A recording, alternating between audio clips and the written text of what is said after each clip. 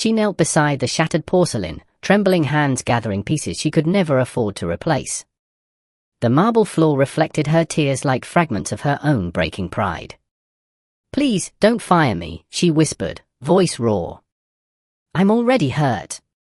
No one moved until a man in a janitor's uniform stepped forward. His eyes didn't belong there, too calm, too observant, too knowing. "What's your name?" he asked quietly. She blinked.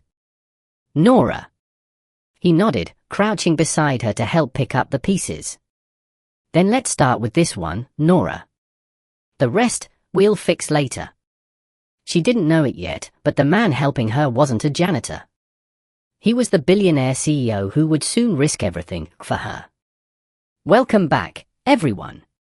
Before we begin this deeply emotional story of compassion, healing, and unexpected love, take a moment to tell me where you're watching from in the comments below. I love seeing our community from all around the world. And if you believe kindness still matters, go ahead and tap that like button. It truly helps more people find stories like this one. Now, let's begin. On the other side of the building, Eli adjusted the name badge on his janitor's uniform. Eli Ward, it read, his middle name and his mother's maiden surname. The disguise had been his idea, though his board had hated it. The billionaire CEO of Crestview Holdings, scrubbing floors? Absurd, they'd said. Reckless. But he had grown tired of smiling faces and fake words. He wanted to see who his employees truly were, what his empire really felt like beneath the marble and glass.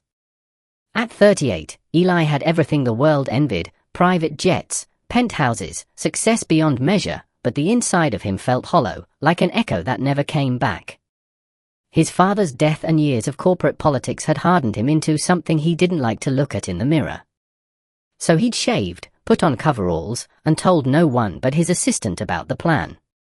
Tonight was his third week working undercover, and all he'd learned so far was how easily people judged based on uniforms.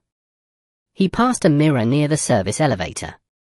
The reflection looking back wasn't a billionaire, it was a man who'd lost touch with his own humanity. Maybe, he muttered to himself, it's time to remember what real work feels like. He grabbed his cleaning gloves, headed for the top floor, and froze when he saw her. Nora didn't see him at first. She was kneeling near the CEO's office door, scrubbing at a faint coffee stain in the carpet. Her hair had escaped its bun, falling across her face, and her lips moved as she whispered the words of a song only she knew. Eli paused in the hallway, watching quietly. There was something about her movements, gentle, deliberate, yet weary, that caught him off guard. Most people in the building walked fast, loud, and entitled. She moved as if afraid to disturb the air itself. He cleared his throat. "You missed a spot." She jumped, startled, then turned toward him. Her eyes were wide, frightened, like someone used to being scolded. "Oh, sorry. I'll fix it." She grabbed the cloth, rubbing at the carpet until her knuckles turned white. Eli instantly regretted his words. Hey, slow down. I was joking." She blinked, uncertain. "Joking?" He nodded, offering a small smile. "Bad joke, I guess. I'm Eli. Maintenance." Her shoulders relaxed slightly. "Nora. Night cleaning staff." She hesitated. "You're new." He chuckled softly. "You could say that." For a moment, silence filled the hall between them. The hum of the air vents, the faint buzz of city lights outside the glass, it all felt oddly intimate. "You don't have to rush like that," he said gently. "It's just a stain. Happens to everyone." Nora didn't look up. "Not to people like you." Eli tilted his head. "People like me?" She gestured vaguely. "Maintenance. Security. Cleaning. We don't get second chances when we make mistakes. We just vanish." Her voice cracked on that last word, and she quickly turned back to her work. Eli wanted to say something comforting, something kind, but words felt too heavy on his tongue. He just stood there, quietly studying her, wondering how many people in his company carried that same invisible fear. An hour later, they met again in the staff pantry. She was cleaning the coffee maker, he was pretending to fix a leaky faucet. The silence between them wasn't uncomfortable anymore, it felt strangely safe. He glanced at her wrist, a faint bruise peeked out from beneath her sleeve. His brow furrowed. Rough night? She quickly tugged the sleeve down. Just clumsy. Happens. But he caught the flicker in her eyes, the kind of look you only saw in people who had been through too much. He didn't press her. Instead, he nodded toward the skyline through the window. You ever look out there and think, how small everything looks from up here? She followed his gaze. I think how small I must look to everyone out there. That sentence hit him harder than he expected. By 2 a.m., the building was empty again. Nora finished the executive floor and headed toward the main lobby, cart squeaking softly. She didn't see Eli standing near the corner, watching her leave. Something about her silence unsettled him, the way she carried herself like someone constantly apologizing for existing. He wondered what her story was. He wondered why her words wouldn't leave his head. He wondered, for the first time in years, if he had the courage to care. Morning sunlight spilled through Crestview Tower's glass windows, bouncing off chrome and marble, announcing the beginning of another corporate day. Nora had been working since before dawn, her body aching from another sleepless night. She was almost done with the lobby when she noticed the tall crystal vase near the reception desk, an expensive piece imported from Italy. She was wiping the table when her phone buzzed. It was her sister. The message was short but heavy, the hospital called again. They won't wait forever for payment. Nora's chest tightened. Her sister's heart surgery bill had been the reason she'd taken extra shifts, skipped meals, and ignored her own exhaustion. Her hands trembled as she reached for her phone, and that's when it happened. The mop handle slipped. The bucket rolled forward. Water splashed across the polished marble. The vase teetered, then crashed to the ground. The sound echoed like a gunshot. Everyone in the lobby turned. The receptionist gasped.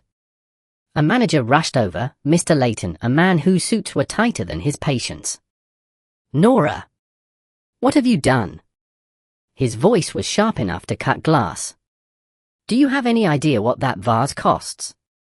Nora froze, words trapped in her throat. Her heart raced. I'm sorry, sir. I didn't mean to. You never mean to. Layton barked. Every week it's something. Spills, delays, excuses. Do you know how many people are lined up for your job? She tried to speak, but the tears came faster than her words. Please, sir, I'll pay for it. I'll work extra shifts, you can't even afford to eat lunch here. Don't insult me, he snapped. Around them, employees whispered, smirking from behind their phones. Nora's vision blurred. Her breathing came shallow and shaky. She felt small, like she'd been dragged into the center of a stage she never asked to stand on. Sir, please, she whispered. Please, don't fire me. I'm already hurt. Her words broke something invisible in the air. The lobby went silent. Even the elevator chime seemed to stop mid-tone. Layton frowned, rolling his eyes. Pathetic, he muttered, pulling out his tablet. You're done here, Nora. But before he could tap the screen, another voice cut through the silence. Hold on. Everyone turned. Eli, still dressed in his janitor's uniform, stood near the hallway, mop in hand, his gaze steady and calm. She said she'll fix it. Give her a chance. Layton's brows shot up. And who exactly are you to tell me how to run my staff? Eli stepped forward, tone even. Someone who knows accidents happen. Layton scoffed. Then maybe you can pay for it, too, Mr. Custodian. Eli's eyes narrowed slightly, but he kept his voice composed. Maybe I will. But you won't fire her. Nora looked up, shocked. No one ever stood up for her. Not once. The crowd murmured, whispering. Leighton crossed his arms. You're seriously defending her over a broken vase? You realize that thing costs more than your monthly paycheck? Eli shrugged. Then take it from my pay. Leighton sneered. You can't possibly. Try me. The weight in Eli's voice made even the receptionist glance up nervously. Something about his calm confidence didn't fit his uniform. Leighton hesitated. Fine. But don't say I didn't warn you. You cover it, she keeps her job. He jabbed a finger at Nora. Next mistake, you're out. No tears will save you then. He turned sharply and walked off. The sound of his shoes echoed as the lobby slowly returned to motion. Nora stood frozen, her hands trembling around the mop handle. Eli walked over and knelt beside the broken glass. Hey, he said quietly. Let's clean this up together. She blinked at him, unsure whether to cry or thank him. You didn't have to do that, she whispered. Maybe I didn't, he replied softly, sweeping up a shard, but maybe I wanted to. They worked in silence for a few moments. Each piece of shattered glass caught a sliver of sunlight, like tiny fragments of forgiveness. When they were done, Nora exhaled shakily. You'll get in trouble for this. Eli smiled faintly. Wouldn't be the first time. She laughed, a small, disbelieving sound that surprised even her. Why? She asked finally. Why would you stand up for me? He looked at her, eyes steady but gentle. Because sometimes people just need someone to stand between them and the storm. For a heartbeat, she couldn't look away. Something about the way he said it, quiet, genuine, without pity, made her chest ache in a different way. It wasn't charity. It was understanding. The manager's angry footsteps faded down the hall. The whispers stopped. But inside Nora, something had shifted, like the faint stirring of hope she hadn't felt in years. She wiped her eyes quickly. Thank you, she said softly. I mean it. Eli gave a slow nod. You're welcome, Nora. As she turned to gather her cart, she didn't see him watching her go, expression unreadable, thoughts already tangled. He didn't know why her pain had struck him so deeply. Maybe it was because it looked like his own, buried under a different kind of uniform. He looked down at his reflection in the polished floor, his disguise staring back. Somewhere beneath that borrowed identity, something human flickered to life again. And though neither of them knew it yet, that single moment, the plea, the defense, the shattered vase, was the beginning of everything that would follow. The next morning, the office buzzed as usual, phones ringing, heels clacking across tile, and polite laughter drifting through glass walls. But for Nora, the sound felt distant, like she was moving underwater. Every time she pushed her cleaning cart through the hallway, she caught people's glances, some sympathetic, most judgmental. News spread fast in places like this, and by now everyone had heard about the incident. A cleaner had broken the CEO's imported vase. A janitor had defended her. A spectacle, they called it. She kept her head down and focused on work. But every time she replayed the moment in her mind, Eli stepping forward, voice steady, shielding her from humiliation, her chest tightened. No one had ever done that before. Not even family. By noon, she found herself assigned to the West Wing offices, quiet, reserved for maintenance staff during the day. That's where she saw him again. Eli stood by the window, sunlight spilling across his face as he replaced a flickering bulb. The uniform didn't fit his posture. There was a quiet authority in how he moved, precise, deliberate. He turned when she entered. Morning, he said, wiping his hands on a rag. Hi, she murmured, awkward. About yesterday, no need, he said gently. We handled it. She hesitated. You shouldn't have paid for that vase. It's fine, he replied, almost smiling. Maybe it's a good investment. Investment? She asked, brow furrowed. He nodded toward her mop. You'll have to let me see if my heroics paid off. If you keep this place spotless, I might get a promotion. She laughed softly before catching herself. You're strange, you know that. I've been told worse. He tilted his head, pretending to study her. You slept at all last night? She blinked, surprised. How could you tell? You have that look, he said. Like someone who dreams with their eyes open. Her heart stuttered at the odd tenderness of it. No one noticed details like that about her. She busied herself with her work, but Eli didn't leave. He helped move furniture, wiped tables, completely ignoring the division between them. So, she asked after a while, how long have you been doing this? A few weeks, he said, shrugging. You? 6 months. Before that, things were different. Different how? She hesitated, wringing the cloth in her hands. I used to have a real job. Office administration. Then the company downsized. My husband passed. My sister got sick. You know, life's perfect storm. Eli paused, expression softening. I'm sorry. She forced a small smile. Don't be. It's not your fault. He wanted to say it feels like it is, but stopped himself. The conversation drifted into silence again. Outside, the city glittered, towers gleaming like gold, mocking the people who kept them clean. After a few moments, Nora spoke again, quieter now. Do you ever feel like you're invisible, Eli? He turned toward her slowly. More often than you'd think. She looked up, surprised by his tone. Really? You? You seem confident. Like you belong everywhere. Maybe that's just practice, he said, eyes distant. Some people learn to wear masks better than others. Nora studied him. There was something behind his words, an undercurrent she couldn't quite name. She nodded slowly. Yeah. Masks. He smiled faintly. Yours is slipping a little. What? You almost smiled. She rolled her eyes but couldn't suppress a grin. Don't make me regret thanking you.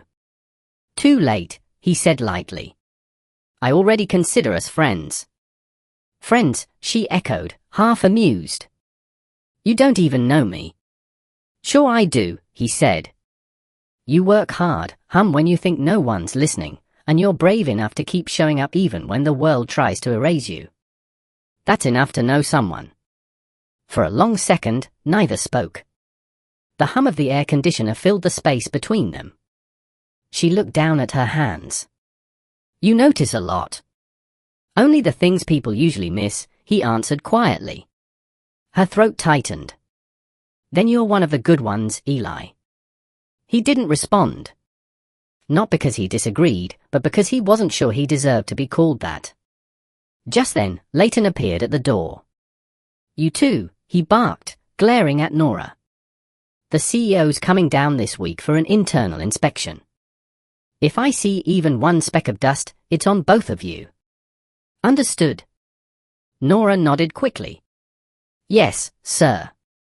Eli nodded too, hiding the flicker of irony that rose inside him. The CEO's coming down, Leighton had said, as if he weren't standing right there. After Leighton left, Nora exhaled. He hates me. He's afraid of you, Eli said simply. Afraid? She gave a disbelieving laugh. Of what? Of the truth, Eli said. That people like you make this place run. Without you, none of their suits or speeches would matter. She blinked at him, then smiled softly. You talk like someone who's seen both sides. Maybe I have. He turned back toward the window, watching the skyline. She studied him for a moment, wondering who this man really was. Something about him didn't fit, the calmness, the precision, the quiet strength. But she didn't ask. Some mysteries were safer left unspoken. The intercom buzzed overhead, announcing lunch hour. Most of the staff headed out, laughter echoing through the halls. Nora gathered her supplies, ready to move on to her next floor, but Eli stopped her gently. Hey, he said, there's a cafe downstairs. Let me get you coffee. Consider it a peace offering for the bad joke I made last night. She hesitated. I can't. Staff aren't supposed to. You've spent months cleaning after people who won't even look at you. Let someone treat you like a person for once. Her lips parted slightly. The way he said it wasn't pity, it was invitation. She studied his face, the warmth behind his steady eyes. Then, quietly, she nodded. Just coffee. Just coffee, he promised.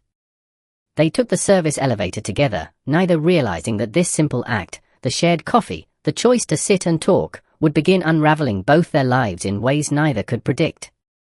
And as the elevator doors closed, Eli glanced at her reflection in the metal panel, her tired eyes, her quiet strength, and something inside him whispered, "Don't lose this one." But the world had a cruel sense of timing. And somewhere deep in the maze of Crestview's politics, someone had already noticed the cleaner and the janitor who didn't know their places. The cafe on the ground floor of Crestview Tower was small, tucked between a florist and a newsstand, smelling of espresso and warm pastries. Most executives passed it without notice, preferring imported blends upstairs. But for the staff, the security guards, cleaners, and assistants, it was the closest thing to comfort. Nora and Eli found a table in the corner, near the window where the morning light softened the edges of the world. She sat stiffly, nervous, her uniform still damp from cleaning. Eli, in his own janitor's coveralls, looked almost at ease, though his mind was anything but. "What'll you have?" he asked. "Just coffee," she said quickly. "Black?" He raised an eyebrow. "Strong choice." "It's cheap," she said with a faint smile. He chuckled, signaling to the barista. "2 blacks. No sugar." For a few moments, they sat in silence, the hum of chatter around them like background music to something fragile. Nora wrapped her hands around the warm cup, letting the heat sink into her palms. Eli studied her quietly. "You always work the early shift?" he asked. "Yeah." "It's quieter then. No one to bump into, no one to judge. And no one to see you," he added gently. Her eyes flicked up. "Exactly. That doesn't bother you. Being unseen." She shrugged. "Sometimes. But being seen isn't always better." "Why?" "Because when people notice you," she said, "they usually want something. Or they look at you like you're less." Eli leaned back, thoughtful. "That's a cruel kind of truth. It's just life." He sipped his coffee, but it tasted bitter, not from the brew, but from the guilt curling inside him. She didn't know he was one of those people, the kind who built towers from the backs of the unseen. He swallowed hard. "You ever think about leaving this place?" She laughed softly. "Every day. But then I remember my sister's hospital bills, the rent, the debt collectors. I can't afford dreams right now." "You could still have them," he said. "Dreams don't cost money. They do when they hurt too much to keep." Her voice cracked slightly, and she quickly took a sip to hide it. Eli's chest tightened. "What about before all this? What did you want?" Nora stared out the window, watching the city move. "A simple life. A home with laughter. A job that didn't make me feel invisible. And maybe," she paused, almost embarrassed. "Maybe someone who stayed." "Stayed," he repeated quietly. "Yeah," she said, voice barely above a whisper. "Someone who didn't give up when things got hard." Eli's jaw tightened. "Who gave up on you?" She smiled sadly. "Life did." He didn't know how to answer that. They sat there, two strangers connected by silence, both nursing invisible wounds. After a while, she looked up. "What about you? What did you want before this job?" Eli hesitated. The question hit harder than it should have. He couldn't exactly say, "Well, I wanted to understand how my billion-dollar company forgot its soul." So he said the next closest truth. "I wanted to build something that mattered." "And did you?" she asked. He stared into his coffee. "I thought I did. But somewhere along the way, it became about numbers, not people." That happens everywhere, she said softly. Maybe not everywhere, he murmured. Some people still care. Do you? I'm trying to. Their eyes met then, an unguarded second that felt heavier than words. The barista called an order. Someone laughed across the cafe. The world moved on, but in that moment, it felt like everything had paused just for them. You're different, Eli, Nora said finally. Most people here don't even say hello. Maybe they forgot how, he said. Then you should remind them. Maybe you just did. She laughed quietly. It was the first real laugh he'd heard from her, soft, pure, almost shy. It made something inside him ache in the best possible way. What's funny? He asked. You sound like one of those motivational posters, she teased. You know, the ones with sunsets and words like hope and a perseverance. You don't believe in hope. I used to, she said. Then I learned it's fragile. So is glass, he said softly. But look how it shines when light hits it. She stared at him for a long moment, and he could tell she wanted to believe him, but didn't know how. The cafe door opened suddenly, and Leighton walked in with two other managers. Nora froze, eyes wide. Oh no. Eli turned slightly. Leighton spotted them instantly. His smirk was slow, cruel. Well. The charity case and her hero. He walked over, resting his hand on the table. Coffee breaks during work hours? Company policy says otherwise. Nora started to rise. I was just, sit, Leighton ordered. You think pity will save your job again? Next mistake, you're out. Eli's voice came calm but firm. She's on her break. Check the roster. Leighton glared at him. Don't test me, custodian. You already cost me a report to HR over that vase incident. Then report me again, Eli said evenly. But leave her alone. Leighton's jaw twitched. You've got guts for someone on minimum wage. Maybe I should find out which contractor hired you. You could, Eli said, leaning forward slightly, but I wouldn't recommend it. Something in his tone made Leighton hesitate, just for a second. There was authority there, buried deep beneath the calm surface. Leighton scoffed. Whatever. Both of you, back to work. And clean the executive boardroom today. The CEO inspection's coming. He turned and walked off, muttering under his breath. Nora let out a shaky breath. You really have a death wish, don't you? Maybe I like trouble, he said with a faint grin. You don't say. Besides, he added, I couldn't sit there and watch him talk to you like that. She looked at him, expression soft. You keep doing that, and someone's going to notice. Maybe that's not a bad thing. It is for people like us. You keep saying that, he said. People like us? What does that mean? She hesitated. It means people who don't matter enough to be protected. Eli leaned closer, eyes steady. Maybe it's time someone proved you wrong. Her breath caught slightly, and for a brief, dangerous moment, the world around them faded. The sound, the light, the crowd, it all melted away. Only the space between them remained, charged, fragile, unspoken. She broke the silence first. We should go. Yeah, he said, forcing a nod. They stood, leaving their cups half full. As they walked out, Nora glanced at him one last time. Thank you again. For everything. Don't thank me yet, he said quietly. You might change your mind. About what? About who I am. She frowned, confused. But before she could ask, the elevator doors opened, and he stepped inside, leaving her with a feeling she couldn't name, a strange mix of gratitude, fear, and something dangerously close to hope. As the doors closed, Eli exhaled. His reflection stared back, haunted and unresolved. He had just crossed an invisible line. What started as curiosity was turning into something he couldn't control. And somewhere deep inside, he knew it, this wasn't just about understanding his employees anymore. This was about her. The rest of the week moved slower than usual, each day stretching longer than the one before. The rhythm of work returned, polished floors, hushed voices, endless repetition, but something underneath had changed.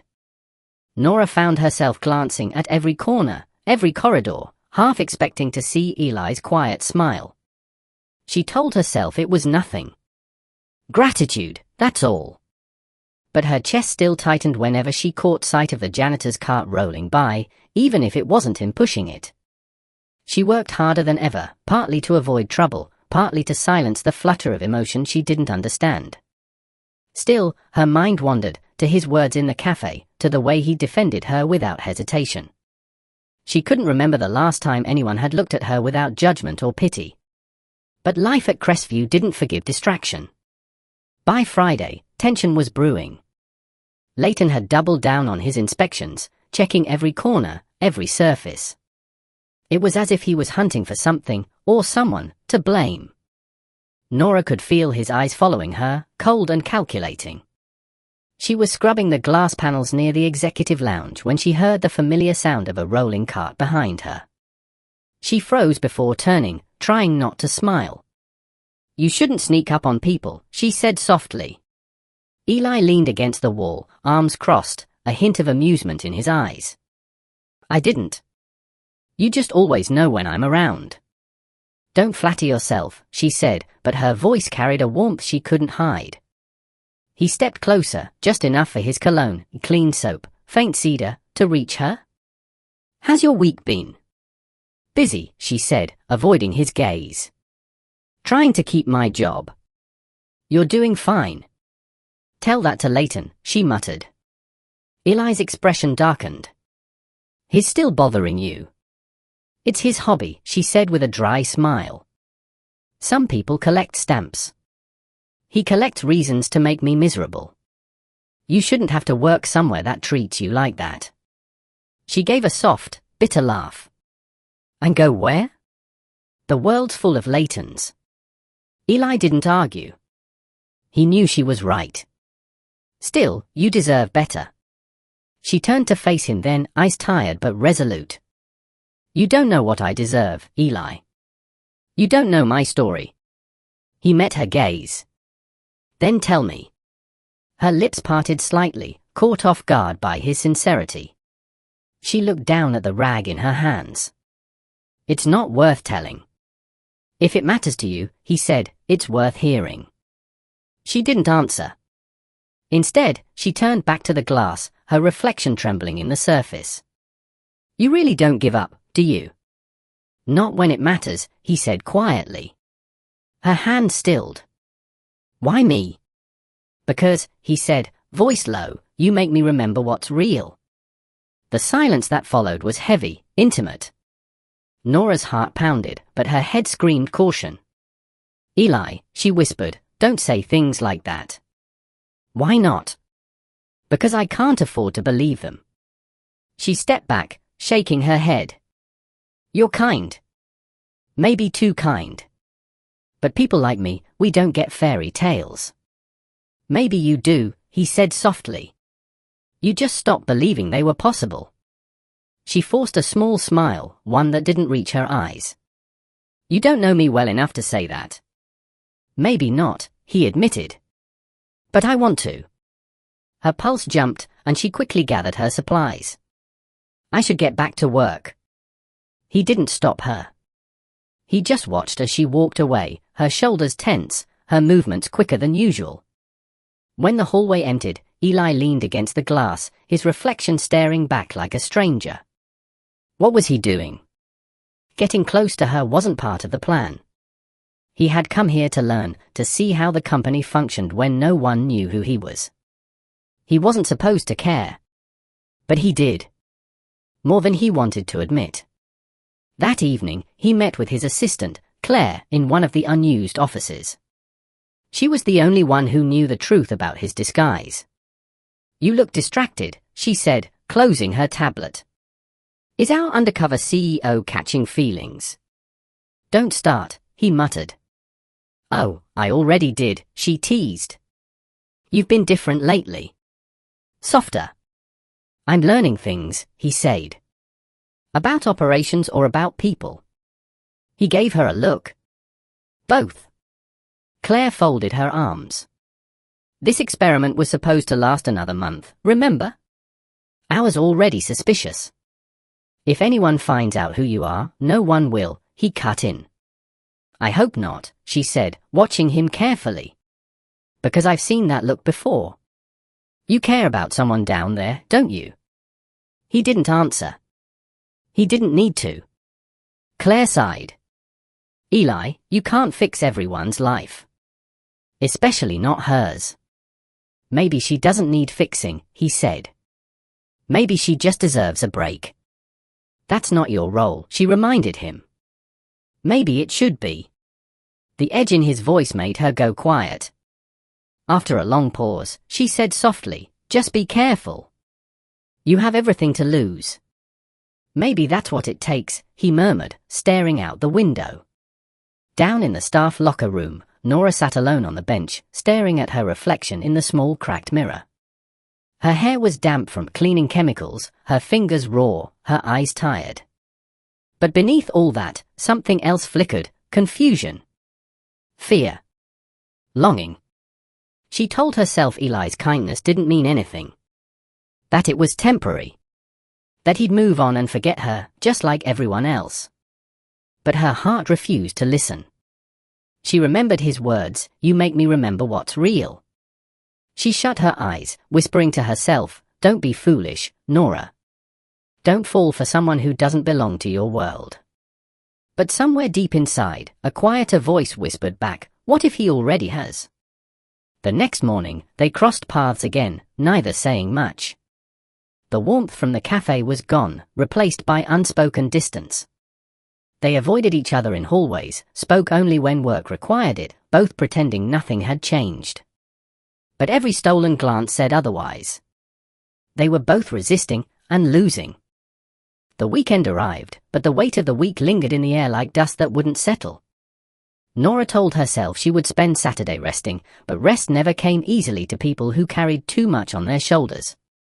She moved through her small apartment, a single room with peeling wallpaper and the distant hum of city traffic outside. Her sister's medication sat on the counter beside a pile of overdue bills. Every envelope whispered a threat she couldn't ignore. She opened her worn notebook, flipping through the pages of calculations, trying to make sense of her shrinking finances. The numbers blurred together. She sighed and rubbed her temples. Her phone buzzed, an unfamiliar number. She hesitated, then answered. Nora? The voice was soft, tentative. It was Eli. Her stomach tightened. How did you get my number? She asked. From the staff directory, he admitted. I just wanted to make sure you're okay. I'm fine, she said quickly. You don't need to worry about me. I know, he said. But I do. She leaned against the counter, eyes closing. You shouldn't. Maybe, he said, but I can't help it. Silence filled the line, heavy with everything they couldn't say. Eli, we work in the same building, she said softly. People already talk. Let them, he said. They don't know anything. They don't need to. All it takes is one rumor, and Leighton will make my life worse than it already is. He exhaled. I won't let that happen. You can't promise that. Try me. There was something in his voice, firm, steady, that both comforted and terrified her. Eli, please. Whatever this is, it can't happen. What if it already is? He asked. She didn't answer. Finally, she whispered, Good night, Eli. Good night, Nora. She hung up before her resolve could crumble. Monday morning came with fluorescent lights and corporate tension. Eli arrived early, his disguise perfect as always, but his mind was far from the tasks ahead. Claire's words echoed in his head, you have everything to lose. He knew she was right, yet the thought of staying away from Nora felt unbearable. In the main hallway, he caught sight of her carrying cleaning supplies, her shoulders hunched under invisible weight. Their eyes met briefly before she looked away. The distance between them had never felt so vast. "Morning, Eli," came Leighton's voice, slick and intrusive. Eli turned, his expression neutral. "Morning. Busy weekend?" Leighton asked, a smirk curling his lips. "Heard you've been getting friendly with the staff." "I talk to people," Eli said simply. "That's what decent human beings do." "Careful," Leighton said, stepping closer. "Decent doesn't pay bills here. Loyalty does." Eli met his gaze evenly. "You might want to learn the difference." Leighton's smirk faded, his tone sharpening. "You've got a mouth for a janitor." "And you've got too much time for a manager," Eli replied calmly. Leighton's jaw twitched. "We'll see how long your attitude lasts. There's talk the CEO might be inspecting the staff floors soon. Maybe I'll make sure he hears about your extracurricular interests." Eli's eyes hardened. "You do that?" "Oh, I will," Leighton said, turning with a self-satisfied grin. As he walked off, Eli's stomach twisted. He couldn't afford exposure, not yet. The entire point of his disguise was to see how deep the cracks in his company ran. If Leighton started digging, everything could fall apart. That afternoon, Nora found herself assigned to clean the executive boardroom. It was the one place she hated the most, the cold marble, the gleaming table, the reminder that she belonged to a world that never saw her. She was polishing the edge of the long glass table when she noticed a reflection behind her, Eli, holding a mop. "You shouldn't be here," she whispered. "Neither should you," he said softly. "This isn't your section. Leighton assigned me here." "Of course he did," Eli muttered. "He's testing you." "He's testing both of us," she said quietly. "He's watching, Eli. I can feel it." He glanced at the security cameras in the corner. "Then let's give him something to see." She frowned. "What are you talking about?" He leaned closer, pretending to clean near her side of the table. "Act normal," he murmured. "If he's watching, he'll think I'm just another cleaner. We can talk without him suspecting anything." "You're taking a risk," she said. "So are you. Why are you doing this?" He paused, his eyes softening. "Because you matter, Nora. And because I can't stand the way they treat you." She shook her head. "You're going to get yourself in trouble." "Maybe. But some things are worth it." She turned away, trying to focus on her work, but her hands were trembling. His words lingered in her chest like warmth she didn't want to feel. Later that day, Leighton watched from his office monitor, eyes narrowing at the sight of Eli and Nora standing too close. "Got you," he muttered. He reached for his phone. "Security," he said coldly. "Send me the cleaner schedules and CCTV archives from last week. I want names, timestamps, everything." He leaned back, smiling. "Let's see what secrets you're hiding, Eli." That evening, Eli stood at the top floor of the building, looking down at the city lights. The skyline glowed against the dark, each window a reminder of stories unfolding inside. He felt small for the first time in years, not as a man with power, but as a man with a heart that no longer obeyed reason. His phone buzzed. It was a message from Claire. "Leighton's investigating you. We need to talk." Eli typed back, "Let him. I'll handle it." "You're playing with fire," she replied. "Then I'll burn carefully." Meanwhile, Nora sat on the bus ride home, staring out the window as rain began to fall. Her reflection looked like a ghost, tired, faded, unsure of her place in the world. Yet somewhere deep within, a spark refused to die. She could still feel Eli's presence, his voice echoing in her thoughts. "You make me remember what's real." She pressed her hand against the glass, watching raindrops trail like tears. Maybe hope was fragile, but maybe it was still worth holding. That night, both of them lay awake in separate worlds, thinking of each other, wondering how something so forbidden could feel so right. Neither knew it yet, but Leighton's next move would test everything: trust, truth, and the thin line between disguise and reality. The resistance was no longer just emotional. It was survival. The storm hit late Tuesday night, fierce and unrelenting. By morning, the entire city was flooded in silver rain. The roads leading to Crestview Tower were nearly impassable, and the building's power flickered in protest against the wind outside. Most executives stayed home, but for the cleaning crew, there were no snow days, no rain delays. Nora arrived dripping wet, her shoes squeaking against the marble floor. Her breath fogged as the air conditioning kicked in harder than usual, a cruel contrast to the storm's chill. "You shouldn't have come in," said the security guard. "Building's half shut down." "Leighton said anyone who doesn't show loses a day's pay," she replied, tightening her coat. "And I can't afford that." Upstairs, Eli stood by the massive windows of the executive floor, watching rain blur the skyline. He wasn't supposed to be here either. Claire had begged him to stay away until things cooled down, but something in his chest wouldn't let him. Not when he knew Nora would still show up. He turned as the elevator dinged open, and there she was, hair damp, holding her cleaning cart. She stopped when she saw him. "You're here," she said quietly. "So are you," he replied. "Storm didn't stop you." "Storms don't pay bills." "No," he said softly.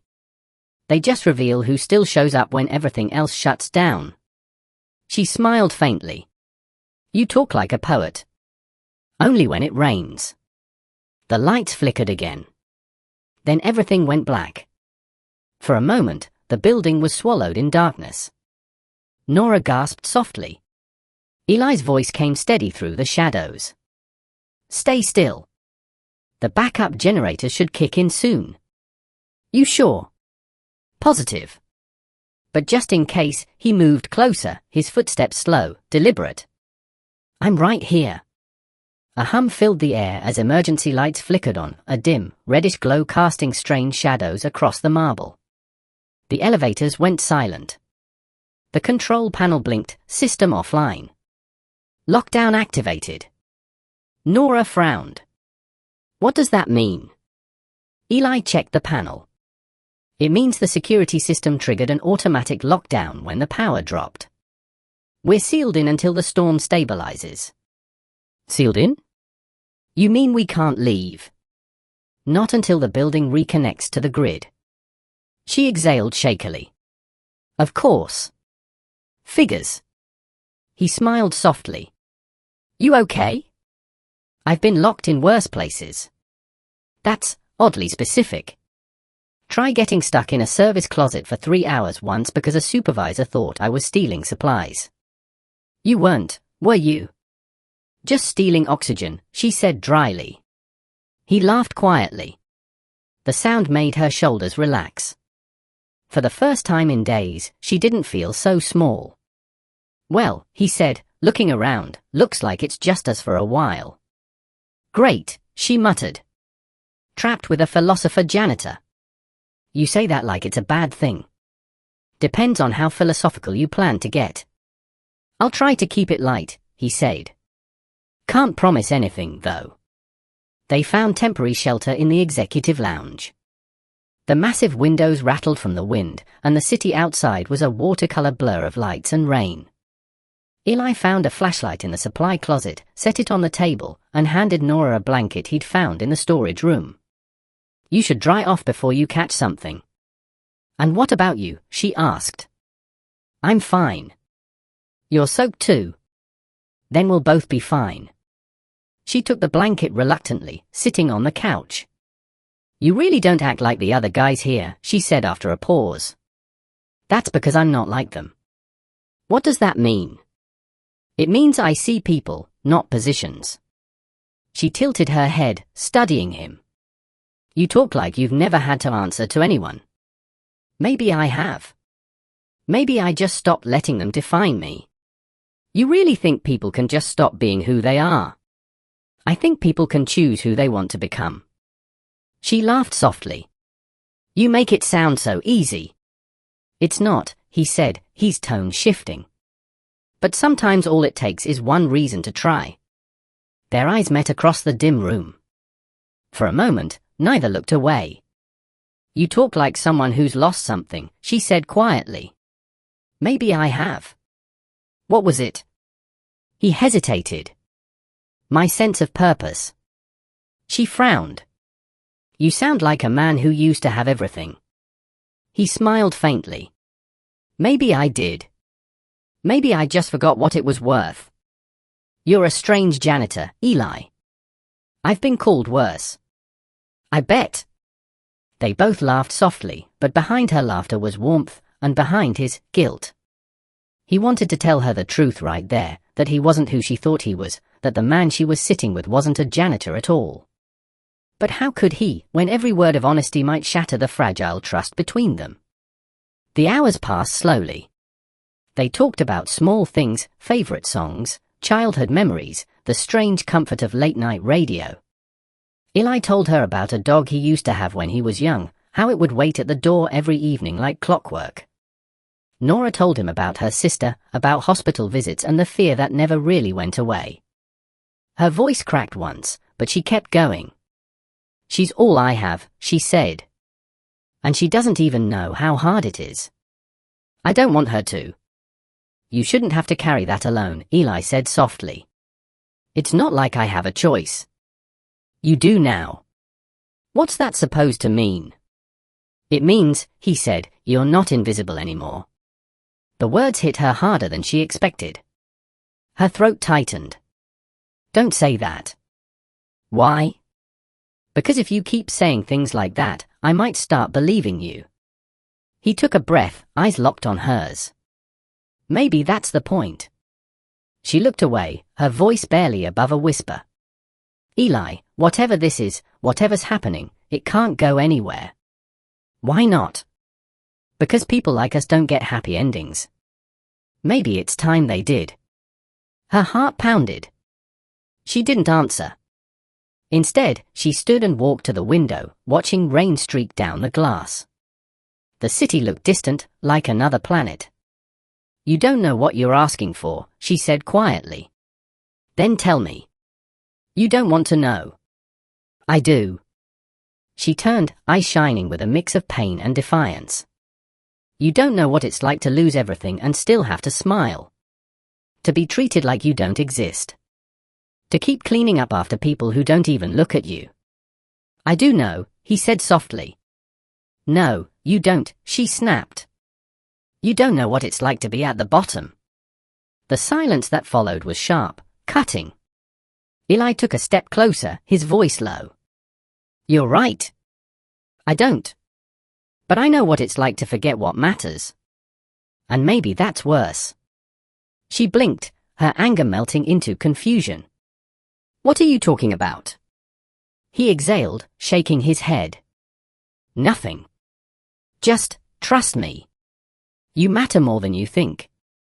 She stared at him, heart pounding, torn between fear and the ache of wanting to believe him. Thunder cracked outside, shaking the windows. Nora flinched, and before she could stop herself, Eli reached out instinctively, his hand brushing hers. The touch was electric, simple, human, and impossible to ignore. "It's okay," he whispered. "I'm here." She looked down at their hands, then up at him. Her breath trembled. "Eli," but before either could say more, the power flickered back on, flooding the room with harsh fluorescent light. Reality came crashing back. She pulled her hand away, stepping back quickly. "We should get back to work," she said, her voice trembling. "Right," he murmured. They returned to their duties, but nothing felt the same. Every glance, every silence, every accidental brush of hands carried a weight neither of them could name. The storm outside began to fade, but the one inside had only just begun. The storm calmed near midnight, but the building remained in partial lockdown. The hum of backup power filled the silence like a low heartbeat. Nora sat in the lounge, her knees drawn to her chest beneath the blanket Eli had given her. He was nearby, sitting on the floor against the wall, his head tilted back, eyes lost in thought. For the first time that night, the silence between them didn't feel heavy, it felt honest. "You ever just stop and wonder how you got here?" she asked quietly. He smiled faintly. Every day. I mean, really wonder, she continued. 1 minute you're dreaming about a future, and the next you're just trying to make it through the week. He looked over at her, the dim light tracing the lines of his face. What was your dream? She hesitated. To open a small cafe. Nothing fancy. Just a place that smelled like cinnamon and laughter. Somewhere my sister could work when she got better. That sounds beautiful, he said softly. It sounds impossible, she replied with a shrug. Dreams don't pay hospital bills. Maybe not, he said, but they remind us why we're paying them. Her eyes softened, and for a long moment she just looked at him, this man who somehow made her feel seen. You really believe that? He nodded. I do. I used to forget, but not anymore. She tilted her head. You talk like someone who's been through something. Maybe I have. Like what? He hesitated, his throat tightening. The truth pressed against his ribs, begging to come out. Like losing yourself in what you thought mattered most, and realizing too late it didn't. Nora studied him closely. You speak like a man who's been at the top. He froze. What makes you say that? It's the way you look at this place, she said quietly. Like you've seen it from above. You don't move like a janitor. You walk like someone who doesn't answer to anyone. He forced a small smile. Maybe I just fake confidence well. Maybe, she said, though her tone carried doubt. Or maybe there's more to you than you're saying. Their eyes locked, and something unspoken passed between them, fragile, dangerous, real. Then, softly, she asked, Who are you really, Eli? He looked down, the truth burning in his chest. He wanted to tell her everything, the disguise, the company, the experiment to understand the lives beneath his boardroom. But one look at her, tired and trusting, and he couldn't. Not yet. I'm just someone who needed to remember what being human feels like, he said quietly. She watched him, her expression unreadable. That's a strange answer. It's the only one I have right now. Silence filled the room again, broken only by the storm's fading rhythm. Eli, she said softly, you don't owe me your story. Maybe I do, he said. You deserve honesty. Not tonight, she whispered. Tonight, let's just not think. He nodded, grateful and guilty all at once. They sat like that for a while, two souls suspended between truth and lies, until Nora's head slowly dropped against the couch armrest. Exhaustion finally claimed her. Eli watched her breathe, the slow, steady rhythm of someone who had fought too many battles and still managed to stand. He stood quietly, walked to her side, and pulled the blanket higher over her shoulders.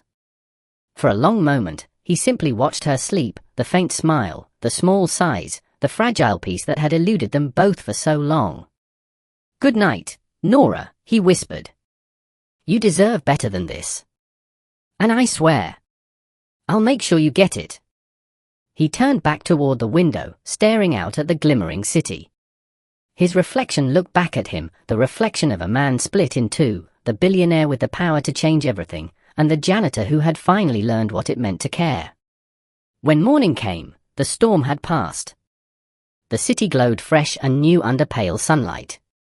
The elevators hummed back to life, and the security systems beat back online. The lockdown was over. Nora woke slowly, blinking at the brightness. Eli was gone.